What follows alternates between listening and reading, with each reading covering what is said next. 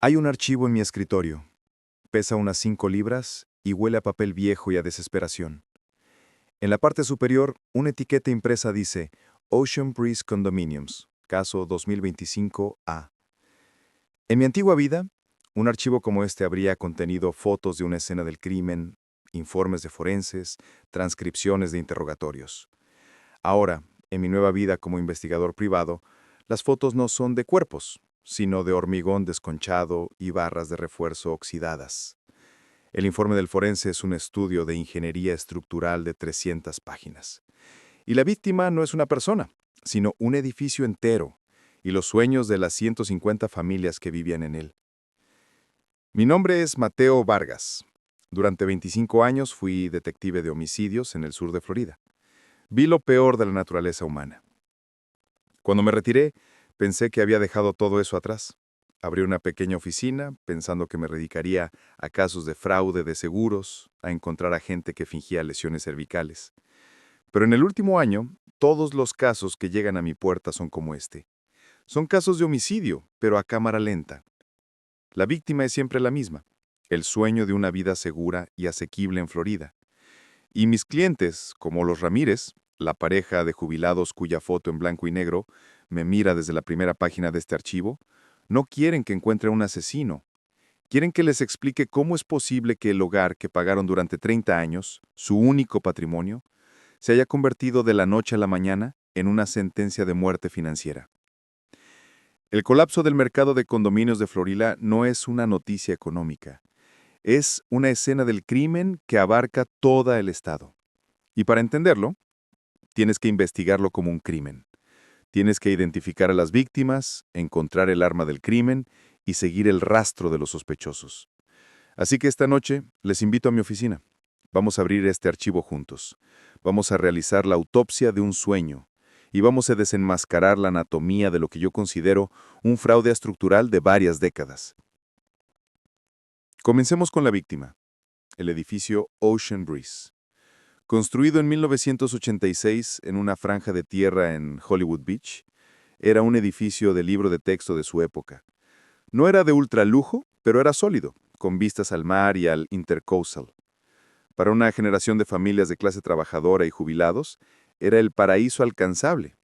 Los Ramírez compraron su apartamento en el piso 10 en 1995. Él era cartero, ella era bibliotecaria. Ahorraron cada centavo. Era su pedazo de cielo. Durante años, la vida en Ocean Breeze fue exactamente como se anunciaba. Pero como en cualquier crimen a cámara lenta, las pistas estaban ahí, si sabías dónde mirar. Pequeñas manchas de humedad en los techos de los garajes, grietas finas como un cabello en los balcones, trozos de estuco que se desprendían de la fachada después de una tormenta fuerte. Los residentes lo veían, pero la junta de la HOA, año tras año, optaba por la solución más barata. Un poco de masilla aquí, una capa de pintura allá. Nadie quería oír hablar de una reparación importante. Nadie quería que subieran las cuotas mensuales. Era una conspiración de negación. El informe del forense, el estudio de integridad estructural que se vieron obligados a realizar en 2024 por la nueva ley estatal, es una lectura brutal. Lo tengo aquí. Página tras página de fotografías infrarrojas que muestran la infiltración de agua en las paredes. Análisis de núcleos de hormigón que revelan niveles de cloruro 10 veces superiores al umbral de seguridad. Pero la conclusión, en la página 287, es la verdadera sentencia de muerte. Cito: la corrosión de las barras de refuerzo de la losa estructural es sistémica y generalizada. El edificio requiere una restauración completa del hormigón, un reemplazo total del techo y la impermeabilización y una modernización de los sistemas eléctricos y de plomería para evitar fallas estructurales progresivos. El costo estimado, $32 millones. Dividido en 350 unidades, eso es una cuota extraordinaria de más de $213,000 por familia. Para los Ramírez, que viven de una pensión modesta, es una cifra tan imposible que es absurda. El arma del crimen, en este caso, es esta factura. Pero un arma no se dispara sola. Hay que seguir el rastro de los sospechosos. Así que, el primer sospechoso es siempre el creador, el promotor original. En este caso, una empresa llamada Sunshine State Developers, Inc. Construyeron Ocean Breeze y docenas de otros edificios en los años 80. Suena como una gran corporación, ¿verdad? Incorrecto. Mi investigación de registros públicos muestra que Sunshine State Developers, Inc. fue una LLC que se disolvió legalmente en 1991, un año después de que se vendiera la última unidad. Los directores de esa LLC, dos hermanos, pasaron a formar Gold Coast Builders LLC en 1992, que construyó otra docena de edificios antes de disolverse en 1998, y así sucesivamente. Es un patrón, un juego de trileros corporativos diseñado para una cosa: borrar las huellas, construir, vender y desaparecer, dejando atrás una estela de bombas de tiempo estructurales. Legalmente son fantasmas, inmunes. Esto nos lleva al segundo grupo de sospechosos, los que se quedaron después de que los fantasmas se fueron. Las compañías de gestión de propiedad. Durante 20 años, Ocean Breeze fue manejado por una gran empresa, llamémosla Paradise Management Group. Se suponía que eran los profesionales los que asesoraban a la junta de la HOA sobre el mantenimiento a largo plazo. Cuando empecé a auditar los libros de la HOA, encontré la verdadera historia. Encontré un patrón de complicidad. Cada vez que se necesitaba una reparación importante, Paradise Management recomendaba al mismo contratista, una y otra vez. Ese contratista, era propiedad del cuñado del vicepresidente de Paradise Management.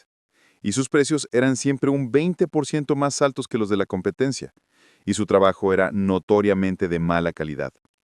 Vi las facturas de una reparación de techo de $500,000 en 2015. Mi investigación reveló que fue un trabajo de parcheo que debió haber costado $100,000. Los $400,000 extra fueron en esencia un robo, un soborno legalizado que fue pagado por los residentes. Pero el verdadero crimen de la compañía de gestión fue más sutil. Cada año, en la reunión anual, presentaban el presupuesto. Y cada año incluían una opción para financiar completamente las reservas y otra opción para renunciar a la financiación de las reservas. Y cada año recomendaban activamente a la Junta que renunciara a la financiación. Mantenía las cuotas mensuales bajas, lo que hacía que los residentes estuvieran contentos y que la compañía de gestión se viera como si estuviera haciendo un gran trabajo. Estaban sacrificando activamente la salud a largo plazo del edificio por la ganancia a corto plazo de mantener su contrato de gestión. No fue solo negligencia, fue una traición calculada. Y eso nos lleva al tercer sospechoso, el más trágico de todos. Las propias juntas de la HOA, los vecinos, la gente como los Ramírez. Durante años, ellos y sus vecinos votaron abrumadoramente por renunciar a la financiación de las reservas. No eran malas personas, eran personas normales que intentaban ahorrar dinero, no entendían la ciencia de la corrosión del concreto, confiaban en la compañía de gestión, participaron en la conspiración del optimismo. Ahora son a la vez víctimas y cómplices involuntarios de su propia ruina. La democracia de la HOA, en un entorno de información imperfecta y una aversión natural a los costos, se convirtió en un pacto suicida. Así que tenemos la escena del crimen, un edificio enfermo. Tenemos a los sospechosos, un promotor fantasma, una compañía de gestión cómplice y una comunidad de propietarios que fue negligente por ignorancia. Y tenemos el arma del crimen, la cuota extraordinaria de $213,000. Pero la historia no termina ahí, porque ahora el crimen se ha vuelto sistémico. Ahora las instituciones que se suponía que debían de proporcionar una red de seguridad, las aseguradoras y los bancos, se han convertido en los ejecutores. La crisis de los seguros en Florida ha sido ampliamente documentada, pero desde mi perspectiva de investigador, la veo de una manera diferente. La póliza de seguros de condominio de 2026 no es un contrato de protección, es un documento de coartada. Es una obra maestra de jerga legal diseñada con un solo propósito. Se acordaron de nunca, bajo casi ninguna circunstancia, tener que pagar una reclamación importante. He pasado semanas analizando estas nuevas pólizas. Permítanme leerles algunas de mis cláusulas favoritas. Está la exclusión por defecto latente material. Suena complicado, pero es simple. Dice que si el daño a tu propiedad fue causado, en parte, por un defecto de construcción preexistente, la reclamación puede ser denegada. Así que cuando un huracán arranca la fachada de tu edificio y el informe revela que la fachada se instaló incorrectamente hace 20 años, la aseguradora tiene una vía de escape. El huracán no fue la causa, fue el que reveló una causa preexistente. No está cubierto. Luego está el requisito de reparación obligatoria. Esta cláusula dice que si tu edificio tiene reparaciones estructurales pendientes identificadas en un informe de ingeniería, la cobertura para cualquier daño relacionado con esas áreas puede ser suspendida hasta que se completen las reparaciones. Es una trampa perfecta. La HOA no puede permitirse hacer los 32 millones de dólares en reparaciones, pero hasta que no las hagan, la compañía de seguros puede negar cualquier reclamación por daños en el concreto o el techo. El edificio es efectivamente inasegurable, aun cuando tiene una póliza por la que paga una fortuna. Este colapso del seguro es lo que ha puesto el último clavo en el ataúd del mercado. Ha paralizado las transacciones y ha aniquilado el valor. El crimen no ha terminado, solo ha entrado en una nueva fase, más grande y más despiadada. Los mismos lobos se han puesto un nuevo disfraz de oveja, haciéndose pasar por salvadores mientras planean cómo devorar los restos del rebaño. En la segunda parte de este informe iremos de cacería. Mi investigación sobre el colapso de Ocean Breeze me llevó por un camino oscuro, un rastro de papel de negligencia y engaño. Pero el correo electrónico que descubrí, el que conectaba a la compañía de gestión de la propiedad con los fondos de capital privado, no fue el final del rastro, fue el comienzo de uno nuevo. Me abrió la puerta a la segunda fase de este crimen, una fase que está ocurriendo ahora mismo, a plena luz del día, y que es mucho más organizada y brutal que la lenta decadencia que la precedió. Bienvenidos a la cacería. Para cazar a un depredador, primero tienes que entender su naturaleza. Y los depredadores que ahora están descendiendo sobre el mercado de condominios de Florida no son los especuladores de poca monta del pasado, son el ápice de la cadena alimentaria financiera. Son firmas de capital privado y fondos de cobertura de miles de millones de dólares, nombres como Veridian Equity Partners, o Blackstone, o Starwood Capital. Para ellos Florida no es un lugar para vivir, es una estrategia de activos en dificultades, y han perfilado a su presa con una precisión escalofriante. He pasado el último mes investigando a estos nuevos jugadores, y he hablado con fuentes dentro de la industria, he analizado sus informes para inversores. Su perfil es el de un depredador de manada. Son altamente organizados, increíblemente bien capitalizados y operan con una total falta de emoción. Su tesis de inversión es simple. El mercado de condominios de Florida, especialmente los edificios más antiguos, está experimentando una falla de capitalización. Los propietarios individuales, como los Ramírez, no tienen el capital para arreglar los problemas sistémicos, pero ellos sí. Su plan es comprar estos activos rotos con un descuento masivo, usar su capital para arreglarlos y luego reposicionarlos no como viviendas para propietarios, sino como máquinas de alquiler de alta gama. El modus operandi, el manual de juego para esta cacería, es lo que ellos llaman la estrategia de terminación. Es un plan de 4 pasos y lo están ejecutando con una eficiencia militar en todo el estado. El primer paso es la identificación. Aquí es donde entran en juego las compañías de gestión cómplices, las que asesoran a los fondos. Estas compañías de gestión tienen décadas de datos. Saben qué edificios no han financiado sus reservas, saben qué juntas de HOA son débiles e inexpertas, saben dónde viven los residentes más vulnerables financieramente. Proporcionan a los fondos de capital privado una lista de objetivos, una hoja de ruta de las presas más fáciles. Es la traición última. La misma compañía a la que le pagas para que administre tu hogar está vendiendo tu vulnerabilidad al mejor postor. El segundo paso es la infiltración. Una vez que un fondo ha seleccionado un objetivo, como el edificio Ocean Breeze, comienzan a comprar unidades de forma silenciosa y agresiva. No hacen ofertas en el mercado abierto. Se dirigen directamente a los propietarios, más desesperados con ofertas en efectivo por debajo del mercado. A menudo utilizan múltiples LLC para ocultar el hecho de que son una única entidad la que está comprando. En el plazo de unos pocos meses, el fondo puede adquirir el 15, el 20, hasta el 30% de las unidades de un edificio. Aún no son el propietario mayoritario, pero han comprado un bloque de votos lo suficientemente grande para desestabilizar y controlar el futuro del edificio. El tercer paso es mi especialidad, la guerra psicológica. Una vez que el fondo tiene su participación, dejan de ser un comprador silencioso. Envían a sus representantes, generalmente abogados agresivos con trajes caros, a las reuniones de la junta de la HOA, y aquí es donde la verdadera brutalidad comienza. He estado en estas reuniones, he visto cómo operan, crean y explotan el miedo. Aparecieron en nuestra reunión de la junta, 3 de ellos, abogados, no se sentaron con nosotros, se quedaron de pie en la parte de atrás. Cuando llegó el momento de discutir la cuota extraordinaria, uno de ellos tomó la palabra. No nos habló, nos dio una conferencia.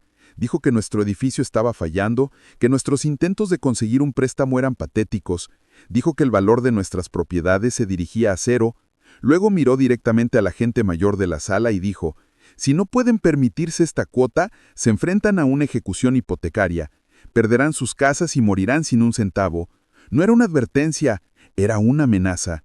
Estaba creando un pánico deliberado. Exactamente, crean el pánico y luego ofrecen la solución. Después de aterrorizar a los residentes, el abogado del fondo dice, pero hay otra manera. Nuestra firma está preparada para hacer una oferta por comprar el 100% de las unidades de este edificio. Les ofrecemos una salida limpia, una venta en caja. Pueden tomar su dinero y marcharse, libres de esta pesadilla. La oferta, por supuesto, es criminalmente baja, pero para un propietario aterrorizado que se enfrenta a la quiebra, suena como salvación.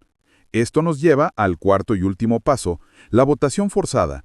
Con la comunidad ahora dividida entre los aterrorizados que quieren vender y los que quieren luchar por sus hogares, el fondo fuerza una votación sobre su oferta de compra masiva, y aquí es donde su bloque de votos del 20 o 30% se vuelve tan poderoso. Lo combinan con los votos de los propietarios en pánico que han convencido y alcanzan fácilmente el umbral del 80% requerido por la ley de Florida para forzar una terminación de condominio. El juego ha terminado. La minoría del 20%, la gente que votó para salvar sus hogares, ahora está legalmente obligada a vender. Su comunidad se disuelve por la fuerza. Son expropiados, no por el gobierno para un bien público, sino por una corporación privada para un beneficio privado. Es un abuso de la ley, una toma de control hostil de la vida de la gente, y está ocurriendo en cientos de edificios. Pero, ¿cuál es el objetivo final? ¿Por qué están acumulando estos edificios enfermos? Para entender eso tuve que profundizar aún más. A través de una fuente confidencial, obtuve una copia del prospecto de inversores de uno de estos grandes fondos de capital privado. Es un documento que no estaba destinado al público, y lo que revela es escalofriante. Su visión no es solo poseer edificios de apartamentos, es crear lo que ellos llaman un ecosistema de alquiler verticalmente integrado. Su plan es ser dueños de todo. Son dueños de los edificios, luego crean su propia compañía de gestión de propiedades para administrar los edificios, crean sus propias compañías de mantenimiento y reparación para dar servicio a los edificios, y ellos están creando incluso sus propias captivas de seguros, compañías de seguros offshore para asegurar su propia cartera de propiedades. Es un sistema feudal moderno, es la creación de lo que yo llamo la República de Inquilinos de Florida, un estado dentro de un estado, donde las reglas no las establece un gobierno elegido, sino una sala de juntas en Nueva York. Esta es la nueva Florida que se está construyendo sobre las ruinas del colapso de los condominios, un estado de enclaves costeros propiedad de corporaciones, habitados por una población transitoria de inquilinos, sin poder y sin participación en su comunidad. El sueño de la propiedad de vivienda, el vehículo principal para la creación de riqueza de la clase media durante un siglo, está siendo reemplazado por un modelo de servidumbre por suscripción. Cuando descubrí la magnitud de esta estrategia, la naturaleza organizada y predatoria de ella, me di cuenta de que mi trabajo de investigación de casos individuales había terminado. Esto ya no era una serie de crímenes aislados, esto era una empresa criminal continua. Y el único lugar donde se puede luchar contra eso es en el sistema legal a un nivel superior. Así que mi trabajo ha vuelto a cambiar. Ahora estoy trabajando pro bono con la Alianza de Propietarios de Florida por la Justicia, la coalición de bases que surgió de esta crisis. Estamos volviendo a construir un nuevo caso legal. No estamos demandando por defectos de construcción.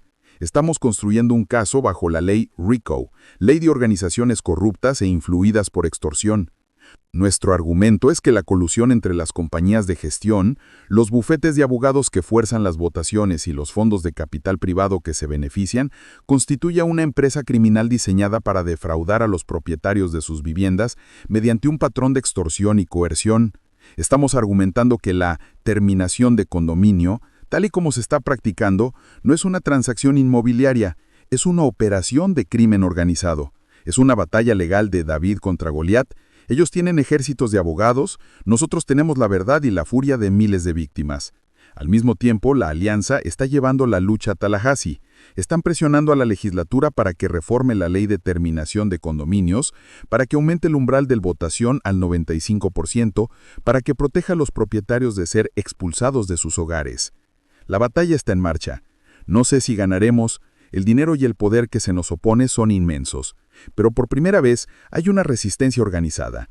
Por primera vez las víctimas se niegan a ser víctimas, y así mi investigación llega a su fin por ahora. El archivo de Ocean Breeze Condominiums sigue en mi escritorio. Es un caso cerrado, una tragedia completada, pero ha abierto un caso mucho más grande, un caso sobre el alma de un estado. El colapso del mercado de condominios de Florida fue, en su raíz, un fallo de diseño. Un fallo del concreto, sí, pero también un fallo en el diseño de nuestras leyes, de nuestra economía y de nuestra propia comunidad. Construimos un sueño sobre una base de riesgo no reconocido y de responsabilidad diferida, y ahora la estructura se ha derrumbado. Lo que he aprendido en este caso es que el crimen no siempre es violento o repentino. A veces el crimen más devastador es el que se comete lentamente, a lo largo de décadas en la letra pequeña de un contrato, en un voto silencioso en una reunión de la Junta, en una cláusula de una póliza de seguros. Y el trabajo de buscar justicia en esos crímenes es lento, es frustrante, pero nunca ha sido más necesario. Mi nombre es Mateo Vargas, y mi caso, nuestro caso, sigue abierto.